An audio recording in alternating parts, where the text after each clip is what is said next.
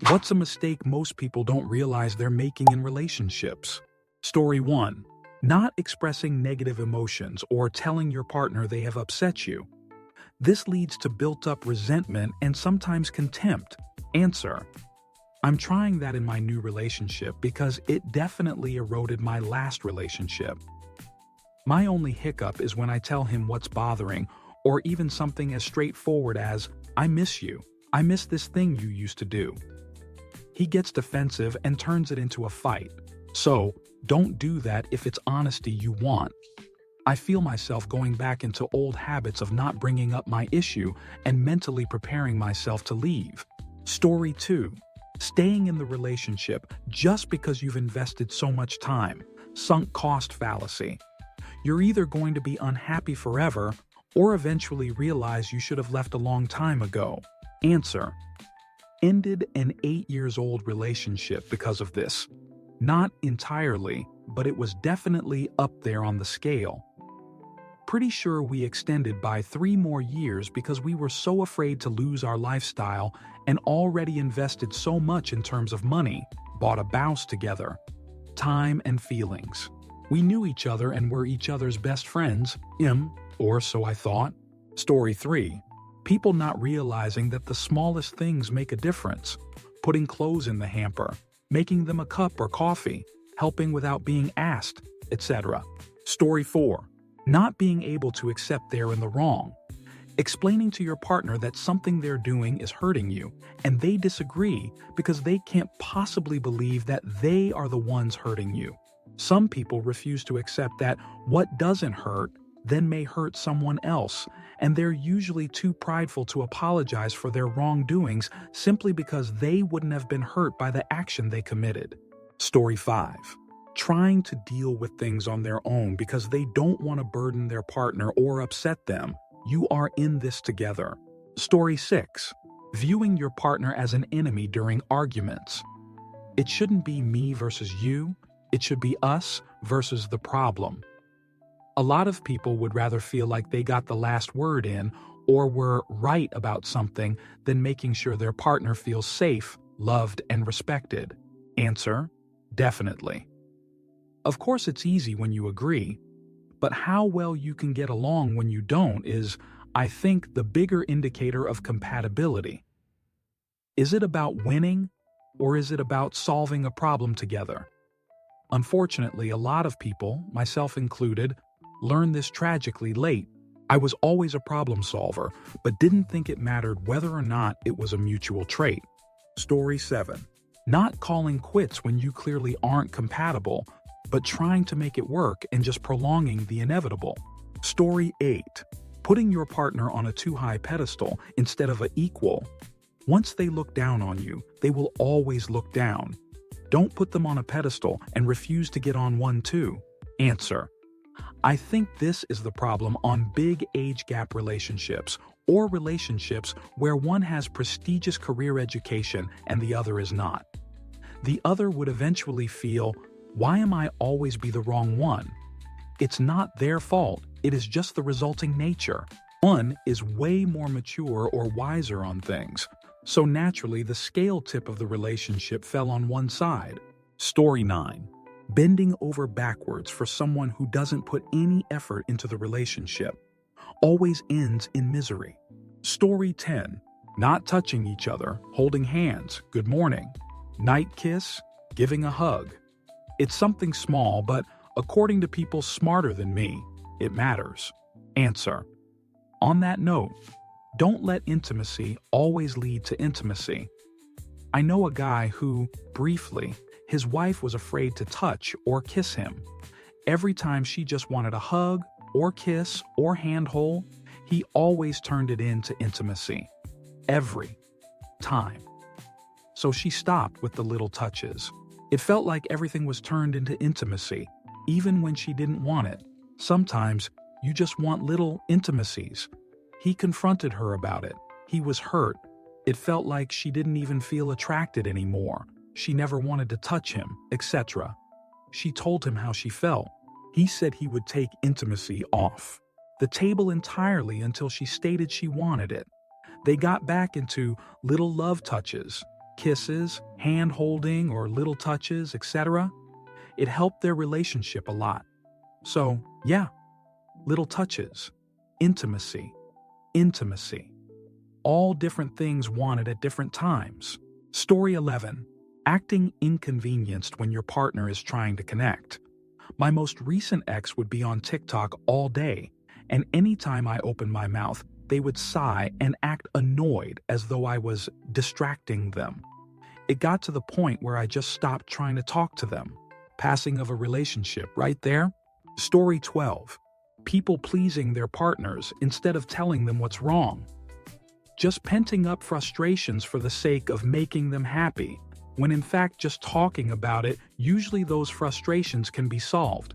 Example: Person A dislikes broccoli, but will make broccoli with every meal because Person B loves it. When in reality, Person B does love it, but is perfectly good eating meals without broccoli. Story 13. Thinking your issues and trauma are more important than theirs. It can lead to a lot of toxicity and resentment. I've been there many times. Relationships should be built on mutual understanding, and if your partner undermines you, that's a hell of a red flag, and you need to get out of there ASAP. Answer. And also, I'd like to argue the exact opposite. Always putting yourself last might be done with good intentions, but leads to the same disbalance with either, eventually, the same outcome if you wake up and start to realize what's been going on, or a continued unhappy relationship, or at least one unhappy person in the relationship. Additionally, sort of in line with what is said above, if your partner makes you feel like you should be putting yourself last or starts to act along with it instead of calling you out on it and affirming for you that you're equally important, then that's an equally huge red flag in the partner. Story 14. First, not viewing the partnership as a team. Teammates deserve respect and the benefit of the doubt. Your friends and coworkers aren't on your team, your partner is. Secondly, not communicating needs and wants. We don't all have crystal balls, and we all have our busy lives. Complacency isn't an excuse to cheat or break up, it's a symptom of the other partner not understanding very often. Thirdly, not communicating when those wants or needs aren't met. We should all be checking in routinely on how things are going. Fourthly, not being brave enough to call the other one out with tact, diplomacy, respect, with a plan for how they can improve. And lastly, leaving, whether that's emotionally cheating, physically cheating, stealing money, etc., before all options are exhausted.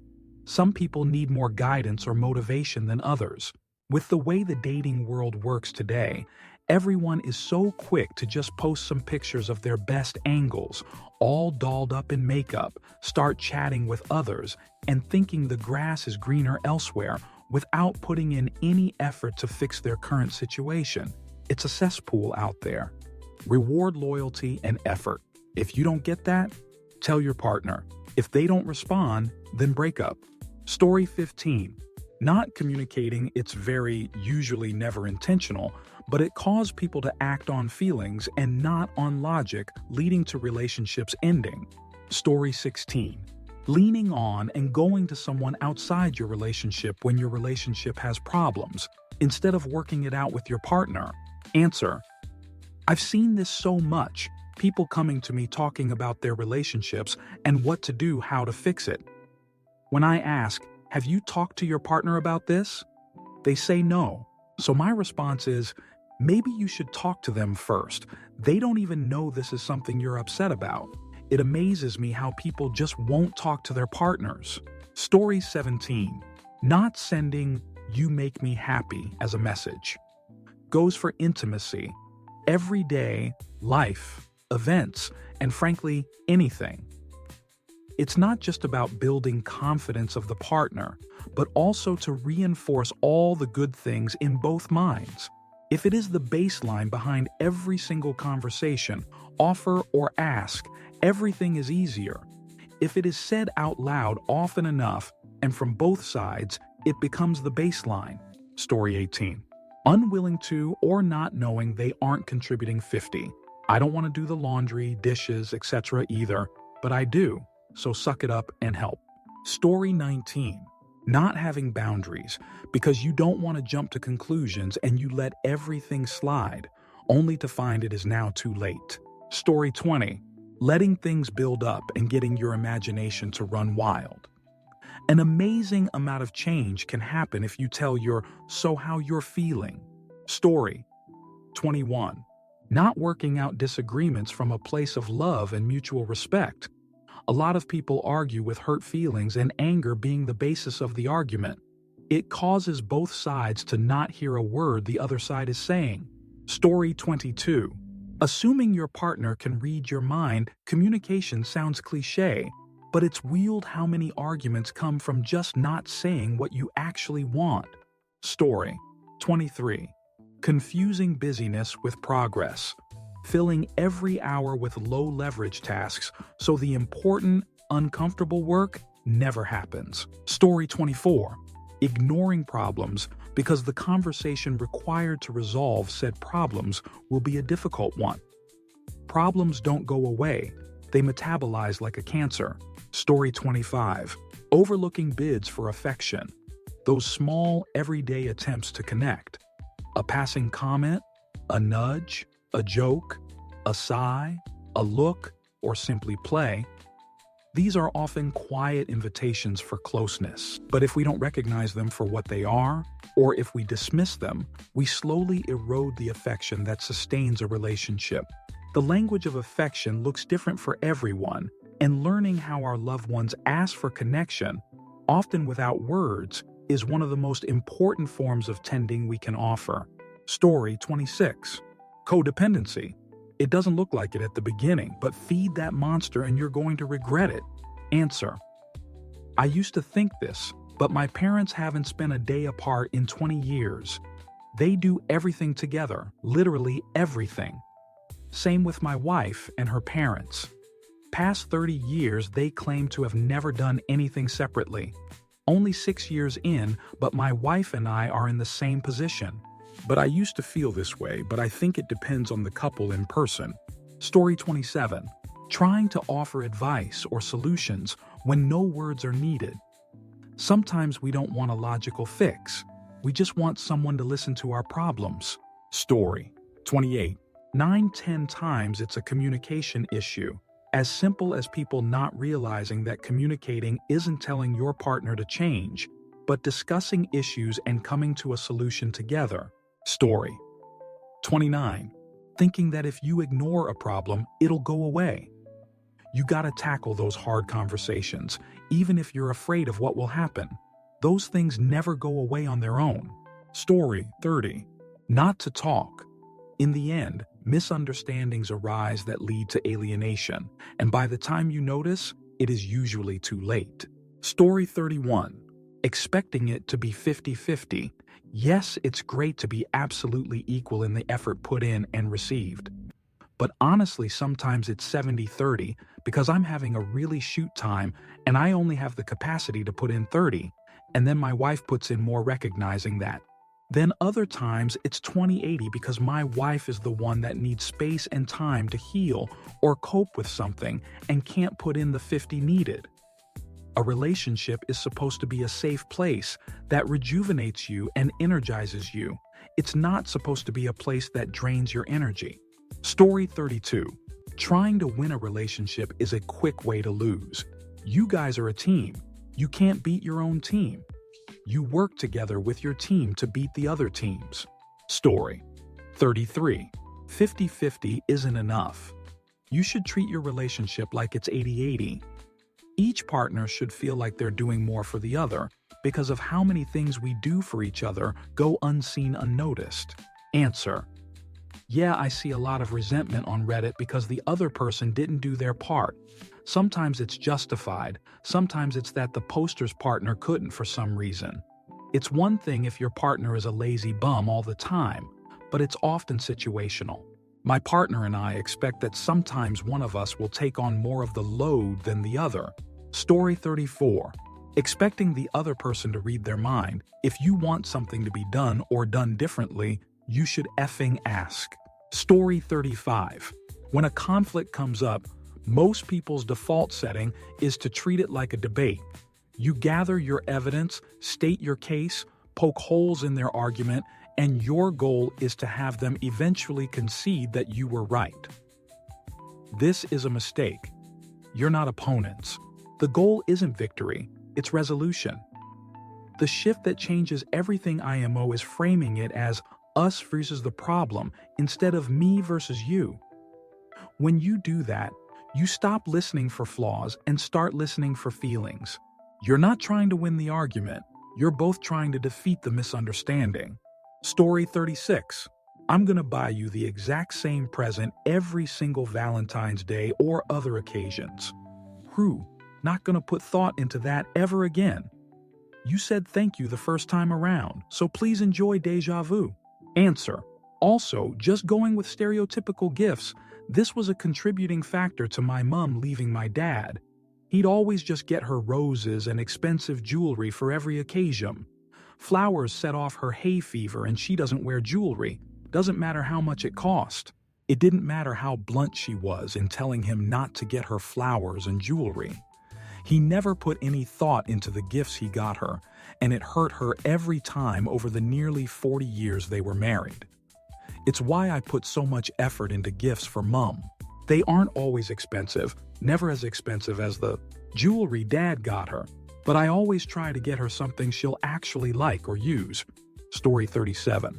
Not healing from your traumas, preferably through therapy, before getting into one.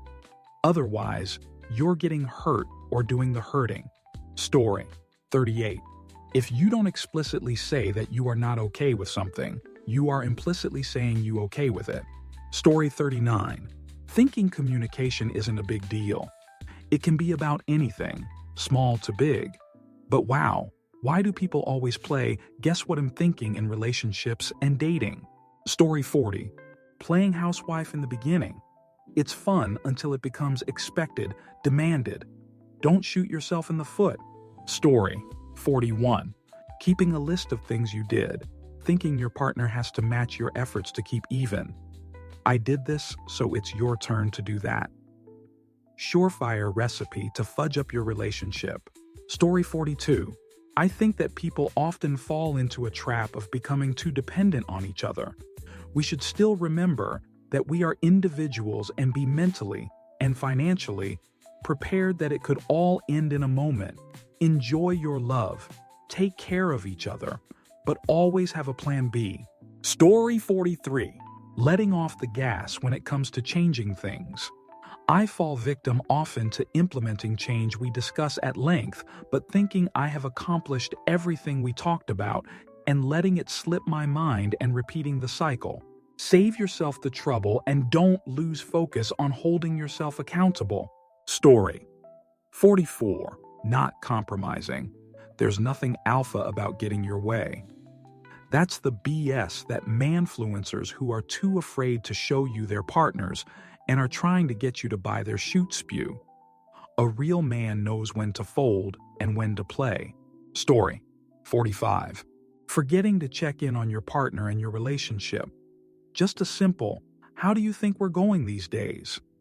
Forgetting to be curious about your partner just because you see and talk to them all the time. Story 46. I think lack of emotional intelligence. Letting the sway of your emotions or how your partner made you feel for a moment dictate how you view them or treat them, thence moving in offense and discord instead of with understanding, love, grace, and compassion for the individual. I love that instead of it being a blame issue with your partner in conflict, it can instead be a learning experience in how to regulate your emotions, practice self-awareness, heal in areas where you're triggered, and ultimately build trust and love your partner even more and better. In the end, the goal is understanding and finding a solution. You have control over how you choose to respond. They aren't perfect. They may disappoint you. But as someone who used to fear rejection, it makes me reflect, recognize, and receive genuine love, and appreciate how they choose to love and not how I expect for them to. It doesn't have to be controlled. It has definitely increased my patience and confidence. Story 47. Putting your partner down and always trying to win, even if it means hurting or dismissing their feelings, isn't healthy. Story 48. Doing whatever you can to make your partner happy. Big mistake. Big. Huge. They'll get used to it and then expect you to do whatever they want all the time. Sometimes you have to say no. Story 49. Overthinking things. I guarantee your honey is also winging things. Lol, and they are worrying about the exact same things. It's not complicated. Story 50. Going to sleep during an argument and then pretending like nothing happened in the morning. Seems like something obvious, but from experience I know, not for everyone. Story 51. Taking things way too personally. Sometimes you have to let stuff go. Even the other person is 100 wrong. Pick and choose your battles. Story 52. Lack of communication and letting resentment build without mutual understanding. Yes, maybe someone should know better than to be distant, but maybe they're so preoccupied they don't realize it. In which case, tell them before it becomes such a problem that you just dip out of the whole relationship yourself. Maybe you think that because the other person started it, whether intentionally or not, that fixing it shouldn't be your responsibility, but newsflash, it is. The responsibility is shared by both members of a partnership. That's why it's a partnership. Communication goes both ways, and it takes two to tango.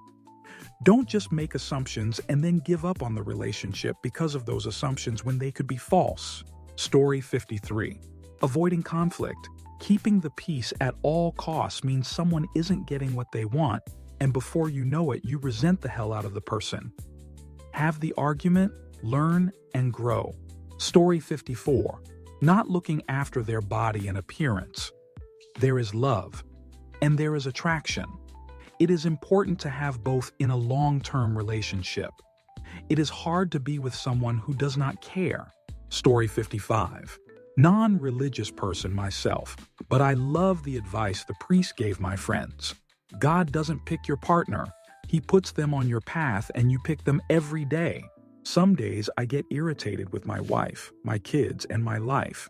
And then I remind myself that people beg and pray for what I have, and I stop. I give everyone forehead kisses and put down my phone, book, tools, etc., and sit and listen to them for 30 minutes. Listen to them talk. No feedback, no conversation, just listening and reacting to what they say.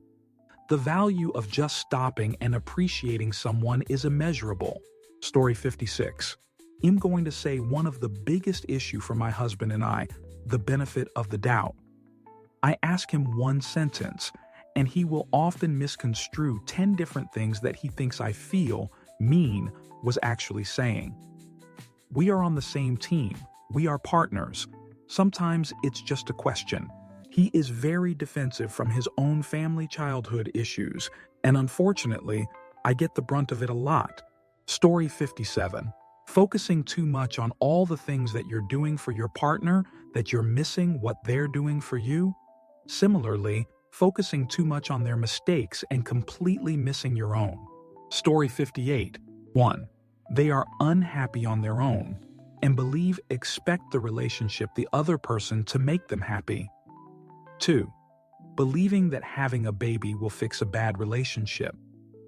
3. Believing that getting a pet will fix a bad relationship. 4. Getting into a relationship for the wrong reason. 5.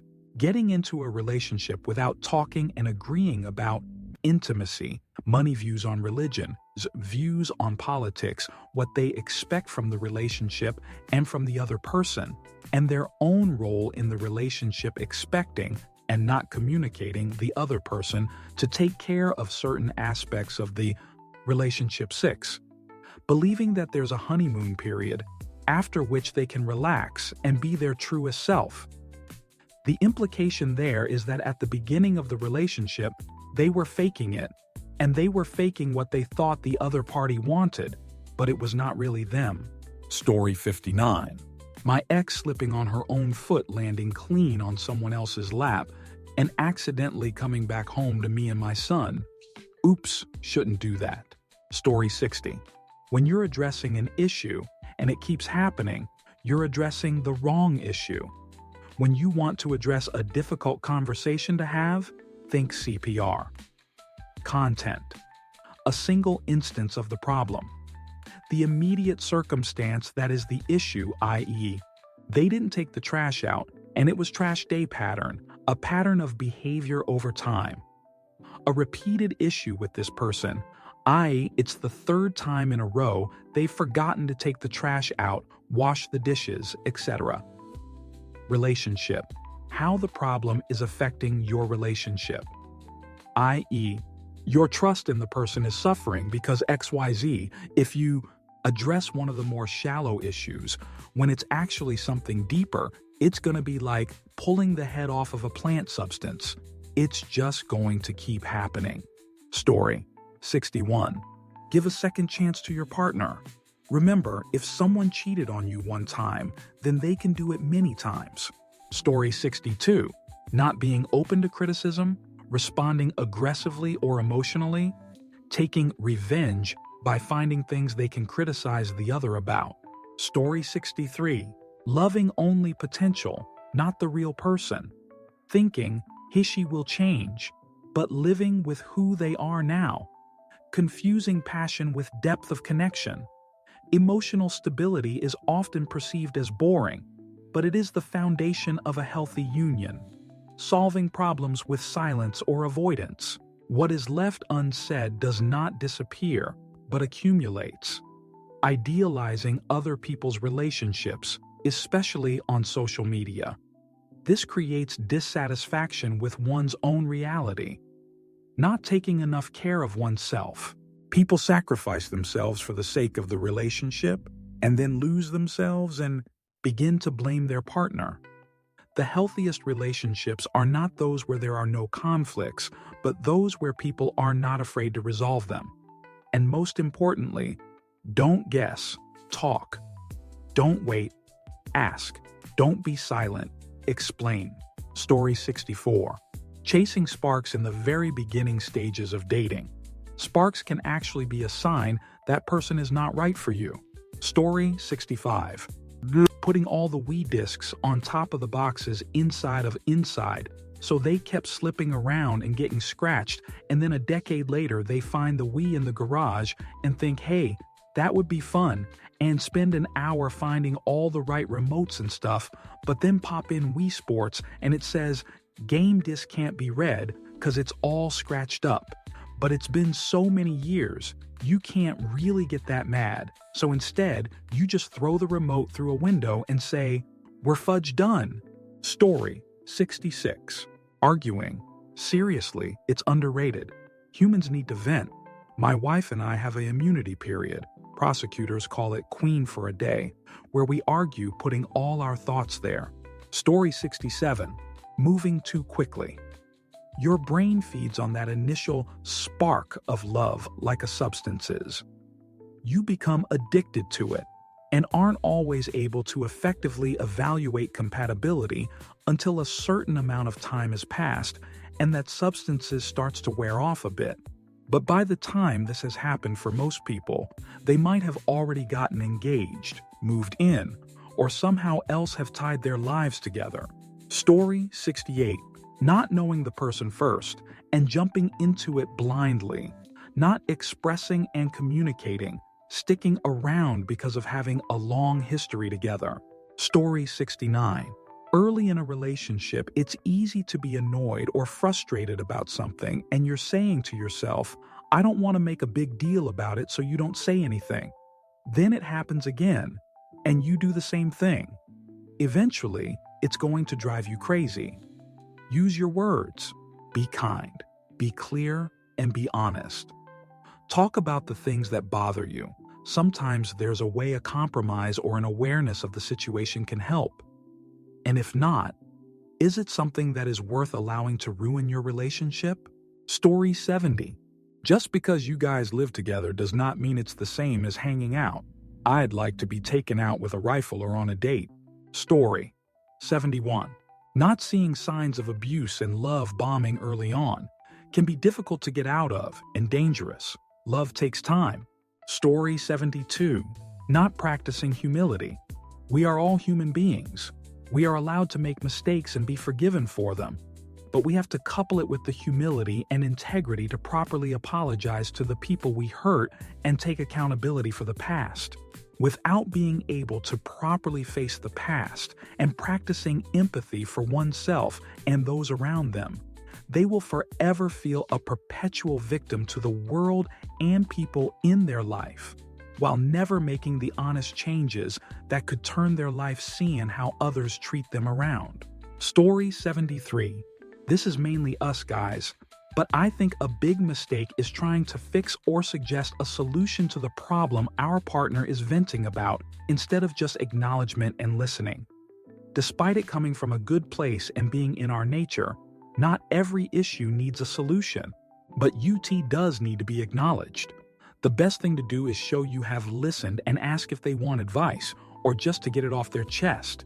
Story 74. If you have any problem, then discuss it with them. Holding back your problems is going to create resentment. Story 75. Being overly obsessed with how happy you are.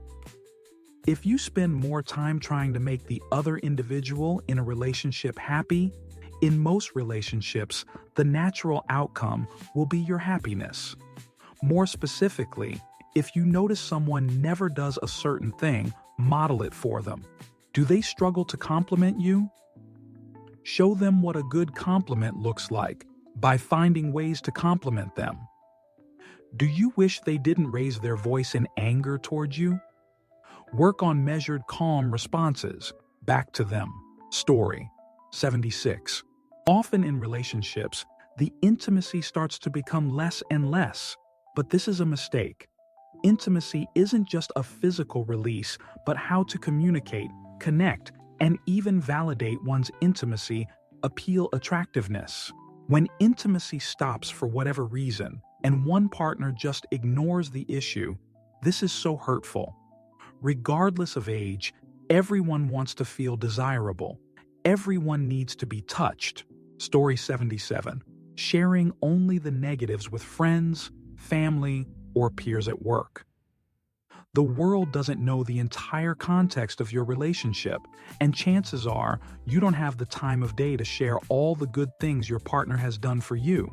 Over the course of time, those little negative moments you share with people you think have your best interests in mind, I believe create little subconscious levels of resentment towards your partner that slowly accumulate until you feel as though you're not with the same person, based on the limited information you've shared with people who know 50 of the story.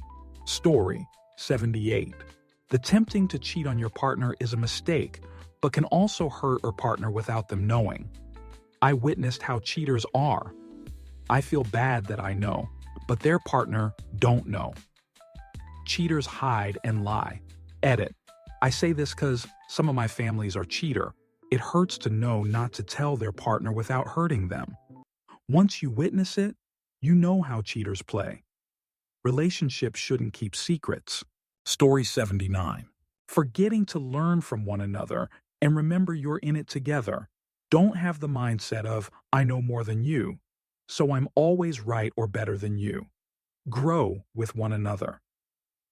Coming from an almost 3-year relationship. Story 80. Communicate everything. The small things, the big things, everything. You gotta say it out loud or it will never change, happen. Sometimes it's hard. You don't want to be that person, but you've got to communicate. Before, hey, can you please rinse the dishes, becomes, you never fudge do anything around the house, you shithead. Story 81. Giving wifey treatment when I was just a GF. That'll never make a man truly commit if you give them everything already. They won't see a difference. But then again, that can of course be for the wrong man, or should I say boy, who will never change. Also accepting bad behavior from the beginning. Once you let it go, once they'll never change and more likely to get worse. Story 82. Most relationship struggles aren't caused by lack of love, but by unspoken differences in how love, safety, and respect are understood. Not realizing that is the silent mistake. Story 83. This is something my therapist once mentioned. Adults forget how to play. However you play, being silly, playing fun games, pranking each other, little things that make you feel like a kid at heart, you need to keep doing that. It reminds you to be fun with each other, a trait that is usually lost pretty quickly after things get comfortable. Story 84. Doesn't think that all secrets and masks will eventually come to light, so one should always be honest. In reality, every lie will become known. Story 85. Not giving time and attention to their partner and not listening to them when they are asking for that. Story 86. Falling in love too early, not knowing the details of the other person's past, being complacent when he say they haven't blocked and followed their ex, always putting in all the effort hoping he is going to reciprocate. These are all major mistakes I just learned recently. Good luck. Story 87. Smothering your partner, i.e., forgetting to have and maintain personal lives outside of the relationship. Story 88. Getting complacent. I have them now and don't need to make any more effort. The fact is, relationships always need work to keep dating your partner. Story 89. Lack of open and honest communication, preferably nonviolent communication. Say how you feel, not what your partner does wrong. Lack of empathy. Even when feeling attacked or criticized, try to understand how your partner feels, even if irrelevant to you. All the rest, small gestures, effort, fun, laughter, will flow if we apply empathy and communication emo. Story 90. Things I learned in therapy, but being completely fusional with the one you love is not a good thing. You cannot actually see them as person if you're too close to them, and same goes for them and you. You both need space to exist, an ability to stand on your own because complete fusion is passing. That's what makes the difference between obsession and actual love. Story 91. Saying yes too much or being too supportive. I've seen people run themselves ragged and eventually wanting out of relationships because they feel like they have to support every whim of their spouse and eventually get exhausted and resentful. The spouse isn't always taking advantage of them either. They just feel like they have to say yes all the time. Story 92. Not speaking up about the small things that bother you until all the small things turn into a big thing you can fix. Story 93. Feeling and acting entitled and making excessive demands. Treating privileges as if it is your right. Leveraging and exploiting trust and goodwill cultivated in the relationship to take advantage of other people and their willingness to cooperate and maintain harmony in the relationship. Story 94. Not actually talk things out until it's really fine. Not working on the relationship? Stop going on dates with Story 95. Limiting yourself to just one person too soon. This can prevent you from discovering your own preferences and understanding the qualities you truly value. If you think the first person you meet is the one, you could miss out on opportunities to learn about yourself and compare different people, etc. Feelings of infatuation or imagining a future together can cloud your judgment. Story 96. Not doing the little things you used to do for each other at the start. Not continuing to flirt with each other no matter how far down the line. Story 97. Not seeking to understand their partner's perspective. For instance, maybe your partner is one of those who speaks for you, and they do this constantly, so it's really pissing you off. You confront them about it, ask them to stop it, and they agree. In theory, you've overcome the problem, but you haven't actually solved it. Yes, they've stopped, but why did they feel the need to act like that? Those actions, even if they piss you off, they're communicating something.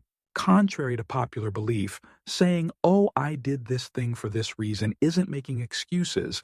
It's communicating their perspective. It's a chance for the both of you to learn better ways to both meet your individual needs and to love and care for each other in the ways that they need. Because once you know that your partner talks over you, because IDK, they know that you're reserved and want to make sure that you're being heard, you can then step in and be like, "I appreciate that you want me to feel heard, but when you speak for me, it makes me feel this. If you want to make me feel heard, then please do this instead." And you can even workshop whatever that thing is so that you're both happy. Story 98. Dating for physical attraction and not emotional attraction. Show me the hottest woman on earth and I'll show you a man who is bored of fudge her. Story 99. Being understanding in relationships. Often gets misinterpreted as being a pushover. Always have some resistance to requests. Makes your agreement valuable. Way too often, I've been exploited for being too easygoing. Story 100. Being extremely clingy. Either could be their first relationship and they're nervous, or they have insecurities that are the result of previous relationships, or they're just a clingy person. It's annoying as heck and will make people pry your anxious, sweaty hands, probably feet too, off them and walk away. Sorry, nobody wants to answer your 2 a.m. check-in text, darling. Story 101. I didn't stop to listen to him in a real way. I didn't make it safe to share and to connect. We found ourselves in the motions. Don't take it for granted. Put everything else away and truly listen. Don't fix. Be there. Story 102. Pretending to like something their partner likes. If you don't like it, find something else to bond over. There's no reason to date someone you can't be honest with. Story 103. Not airing out small conflicts in a neutral space, allowing them to fester and snowball into big fights. Story 104. Spending every waking minute together, not only going to annoy each other, but when that inevitably fails, you won't have the friends you ditched to fall back on. Same thing if they can't go to anything without their partner, though less harmful if partner clicks with the friends. Story 105. Women getting dating advice from the same sort of women content creators that are such a blunder for men to be getting dating advice from. It's just not talked about in the same capacity. Story 106. Losing interest and not telling your girlfriend for a week, so she thinks she's going crazy and keeps asking you if something is wrong, and you keep not telling her what's wrong until Friday night at 9:30 p.m. You tell her over text. Story 107. Not communicating their wants or boundaries clearly. Nobody is a mind reader. Your relationship will be 100 better if everyone feels comfortable to speak their mind without judgment. If you want something from them, tell them. If they do something that upsets you, tell